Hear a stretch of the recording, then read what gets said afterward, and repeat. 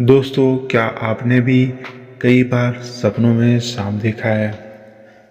अगर हाँ, तो आप इस वीडियो को पूरा ज़रूर देखें। इस वीडियो के माध्यम से हम आपको बताएंगे कि सपनों में सांप देखना का क्या अर्थ होता है। प्राचीन पुराणों में सपनों में सांप देखने का अर्थ के बारे में विस्तार से बताया गया है। इन सपनों का हमारे जीवन में क्या अर्थ होता है? क्या हमारे जीवन में कोई संकेत देने की कोशिश करती है? इसके बारे में पूरा विस्तार से बताएंगे। और प्राचीन काल से ही नागों को पूजनीय माना गया है, और जब यह नाग हमारे सपनों में आते हैं तो हमारे भविष्य से जुड़े संकेत देते हैं। कुछ संकेत तो इतने महत्वपूर्ण होते हैं कि उन्हें हमें भी दुर्लक्ष नहीं करना चाहिए। इसलिए दोस्तों, आप इस वीडियो को पूरा जरूर देखें, क्योंकि आधा अधूरा ज्ञान घातक होता है। तो चलिए जानते हैं, भगवान शिव ने माता पार्वती को नागों के सपनों से जुड़े कौन से रहस्य बताए थे। दोस्तों, एक बार की बात है, कैलाश पर्वत की चोटी पर देवी माँ पार्वती और भगवान शिव एक साथ बैठे थे। हिमालय की शीतल बयार और बर्फ से ढकी चोटी के बीच पार्वती जी ने भगवान शिव से पूछा, स्वामी, मुझे बताइए कि सपनों का अर्थ क्या होता है? क्या उनके बीच कोई गढ़ संदेश छुपे हुए हैं? मनुष्य ने अपने सपने जो देखते हैं उनके बीच क्या अर्थ होता है? कृपया आप मुझे सपनों के रहस्य के बारे में बताइए। भगवान शिव ने मुस्कुराते हुए देवी पार्वती की ओर देखा और कहा, हे देवी, सपने हमारे अवचेतन मन की अभिव्यक्त होते हैं। वे हमारे जीवन की घटना, भावनाओं और आकांक्षाओं का प्रतिबिंब होते हैं। हर सपना कुछ न कुछ अर्थ रखता है और हमें आने वाली घटनाओं की पूर्ण सूचना देता है। देवी पार्वती ने फिर पूछा, हे स्वामी, अगर किसी को सपने में सांप दिखाई दे तो उसका क्या अर्थ होता है? मनुष्य को सपने में सांप क्यों दिखाई देते हैं? क्या सपने में सांप दिखाई देने से कोई संकेत मिलता है? तो कृपया मुझे विस्तार से बताइए। भगवान शिव ने उत्तर दिया, हे पार्वती, आपने सत्य ही कहा। आप सपने में अगर आप सांप दिखाई देता है तो वह भविष्य से जुड़ा महत्वपूर्ण संकेत होता है। इस भविष्य को समझने से पहले मैं तुम्हें एक प्राचीन कथा सुनाता हूँ। यह कथा एक राजा और अस्तित्व मुनि का है। इस कथा को सुनने के पश्चात तुम्हें पता चल जाएगा कि सपनों से सांप दिखाई देते हैं। इसलिए तुम इस कथा को पूरा जरूर सुनना। जो कि इस कथा को ध्यान से सुनता है उसे उनके सपने का शुभ फल प्राप्त होता है। उसकी दरिद्रता दूर हो जाती है और आने वाले संकट भी टल जाते हैं।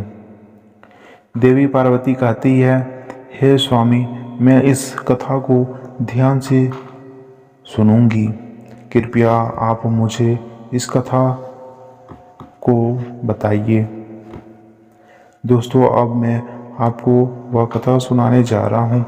आप इस कथा को ध्यान से ज़रूर सुनिएगा, क्योंकि आप सपनों का गलत अर्थ भी निकाल सकते हैं। इसलिए इसे आधा अधूरा ना सुने। तो चलिए सुनते हैं। वह कथा दोस्तों, प्राचीन समय में एक महान राजा था जिसका नाम देवदत्त था।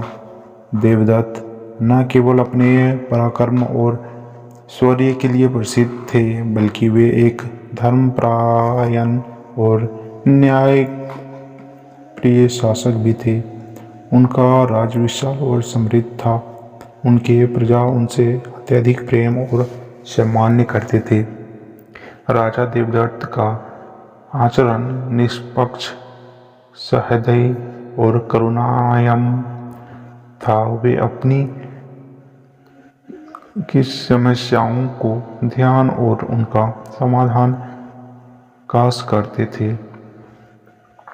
नियमित रूप से और धार्मिक अनुष्ठान करते थे और भगवान शिव के परम भक्त थे। राजा देवदत्त की कहानी का नाम सुभद्रा राजा देवदत्त की रानी का नाम सुभद्रा था। सुभद्रा अत्यंत सौम्य और बुद्धिमान और राजा की हर स्थितियों में साथ देने वाली थी। राजा और रानी की कोई संतान नहीं थी, जिससे कभी कभी चिंता। एक बार वे विचित्र सपना देखा कि मेरा हुआ सांप उसके पैरों के पास पड़ा हुआ है। महाराजा इस सपने को देखकर बहुत ही भयभीत हो गया। जगने के बाद उन्होंने यह सपना रानी सुभद्रा को बताया।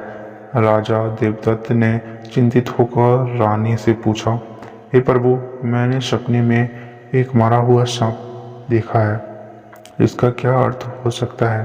रानी सुभद्रा ने राजा को दिलासा देते हुए कहा, हे स्वामी, सपने हमेशा किसी न किसी संदेश का प्रतीक होते हैं, किंतु सपनों का अर्थ जानने के लिए हमें किसी विद्वान ऋषि की सहायता लेनी चाहिए। तब महाराजा अपने मंत्रियों को बुलाते हैं और कहते हैं, मंत्री जी, आज मैंने बड़ा ही विचित्र सपना देखा है। मैंने सपने में एक मरे हुए सांप को देखा जो मेरे पैर के पास पड़ा था। इस सपने का क्या अर्थ हो सकता है? तुम सब जाकर पता करो। तब सभी मंत्री गण जाते हैं और नगर में निवास करने वाले अनेक ऋषि मुनियों से पूछते हैं, लेकिन कोई भी इस सपने का अर्थ नहीं बता पाता है।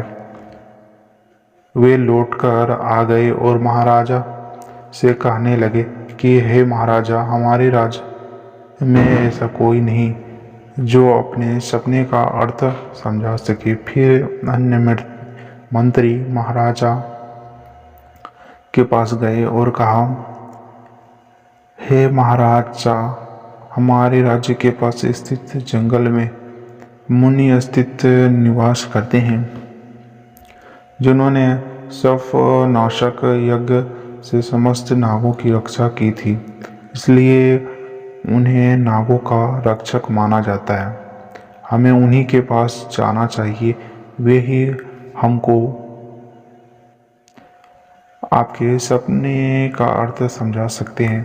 फिर महाराजा देवदत्त ने अस्तित्व मुनि के आश्रम पर जाने का निर्णय लिया।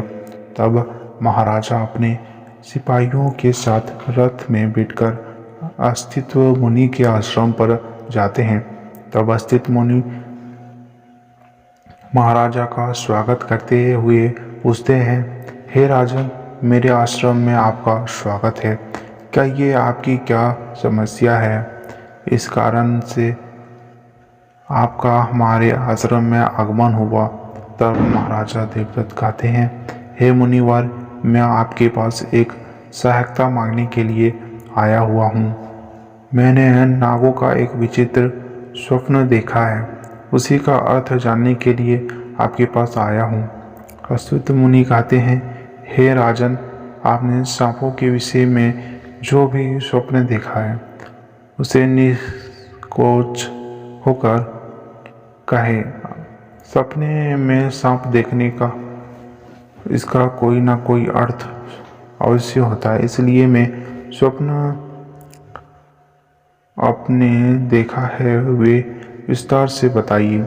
महाराज देवदत्त अस्तित्व मुनि से कहते हैं, हे मुनिवर, कल रात मैंने एक विचित्र स्वप्न देखा। मैंने देखा कि एक मरा हुआ सांप मेरे पैरों के पास पड़ा हुआ था। कृपया मुझे इस स्वप्न का अर्थ बताइए। अस्तित्व मुनि ने ध्यानपूर्वक राजा की बात सुनी और कहा, हे राजन, अगर सपने में आपको मरा हुआ सांप दिखाई देता है तो इसका मतलब है कि आपके जीवन की बधाइयाँ और संकट जल्द ही दूर होने वाले हैं। यह एक शुभ संकेत है, इसलिए आप चिंता मुक्त होकर घर पर जाएं। इसमें भयभीत होने वाली कोई बात नहीं है। फिर महाराजा देवदत्त प्रसन्न होकर अस्तित्व मुनि को प्रणाम करते हैं और धन्यवाद देते हुए लौटकर अपने राज्य में लौट आते हैं। इस स्वप्न के फल स्वरूप कुछ दिन बाद राजा देवदत्त के राज्य में दुश्मनों द्वारा पैदा की गई सभी समस्याओं और संकट दूर हो गए। राजा इस संकेत से बहुत खुश हुआ। फिर अगले दिन रात को राजा देवदत्त को ऐसा ही सांप का और एक सपना आया। उस सपने में राजा देवदत्त ने देखा कि वह एक बड़ी सांप को पकड़ा रखा है। जागने के बाद राजा ने तुरंत अस्तित्व मुनि के पास जाकर पूछा, हे मुनि, मुझे सपने में देखा कि मैं एक बड़ी सांप को पकड़ रहा हूँ।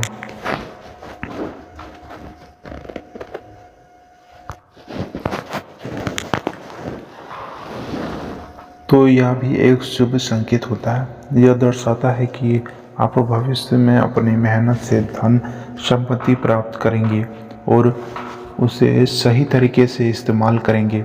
कुछ दिनों के बाद राजा ने एक बड़े युद्ध में विजय प्राप्त की और राजा की संपत्ति में वृद्धि हुई। राजा देवदत्त का तीसरा सपना। एक अन्य रात राजा देवदत्त ने सपने में देखा कि एक सांप उड़ता हुआ दिखाई दे रहा है। जगने के बाद राजा ने तुरंत अस्तित्व मुनि के पास जाकर पूछा, हे मुनिवर, मैंने सपने में एक उड़ता हुआ सांप देखा, इसका अर्थ कृपया आप समझाइए। राजन, अगर आपने सांप उड़ते हुए देखा है तो यह उन्नति और प्रगति का प्रतीक होता है। इसके बाद राजा के राज्य में व्यापार और कृषि से उन्नति होने लगी। राजा देवदत्त का चौथा सपना। कुछ दिनों बाद राजा देवदत्त ने अपने में बार बार काले रंग का सांप देखा। वह चिंता होकर अस्तित्व मुनि के पास गया। राजा ने उससे पूछा, हे मुनिवर, मैंने सपने में बार बार काले रंग का सांप देखा, इसका अर्थ क्या होता है? अस्तित्व मुनि ने कहा, हे राजन, अगर आप बार बार काले रंग का सांप दिखाई देता है तो यह कालसर्प दोष का संकेत है। हालांकि ज्योतिष शास्त्र में इस का निवारण भी बताया गया है। अस्तित्व मुनि के निर्देशानुसार राजा ने पूजा पाठ किया और दोष से मुक्त पाया। आपको अपने कुल देवी देवताओं की उपासना करनी चाहिए। राजा ने मुनि के निर्देशानुसार कुल देवी देवताओं की उपासना की, जिससे उसके राज्य में सुख शांति बनी रही।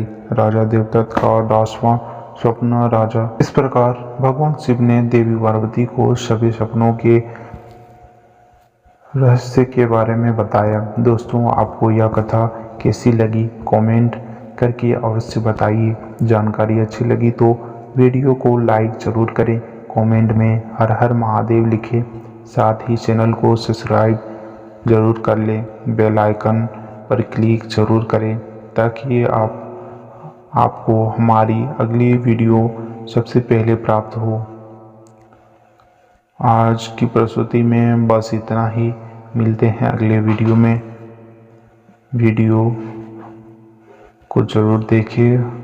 आप सभी का धन्यवाद।